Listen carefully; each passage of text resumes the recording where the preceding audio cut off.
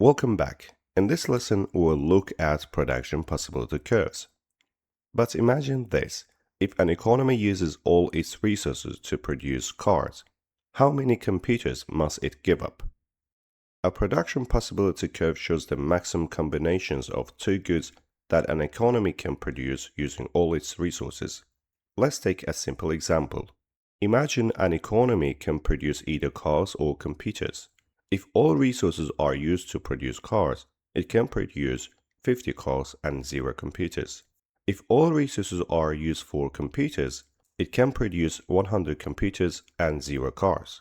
Now, if it wants both, it must make a choice: 45 cars and 20 computers, or 35 cars and 40 computers. This curve shows the maximum possible output.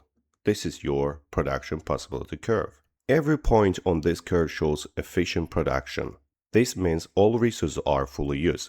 Nothing is wasted. But notice something important. To produce more computers, the economy must give up some cars. That's the idea of trade-offs in economies. Now let's look at different positions on the production possibility curve. A point on the curve is efficient. All resources are fully used. For example, producing 35 cars and 40 computers. A point inside the curve is inefficient. Some resources are unused. For example, producing 20 cars and 10 computers when more is possible. A point outside the curve is unattainable with current resources.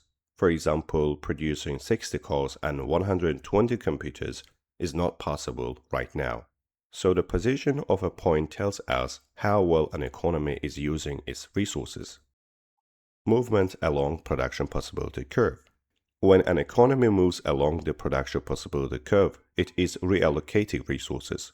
For example, moving from 45 cars and 20 computers to 35 cars and 40 computers means producing more computers but fewer cars. The loss of cars is the opportunity cost. In economies, opportunity cost is not every alternative. It is the next best alternative foregone. This movement helps us understand the real cost of decisions in an economy. The production possibility curve is usually curved outward. This is because resources are not equally efficient in producing both goods. At first, switching production is easy, but over time, the economy must use less suitable resources.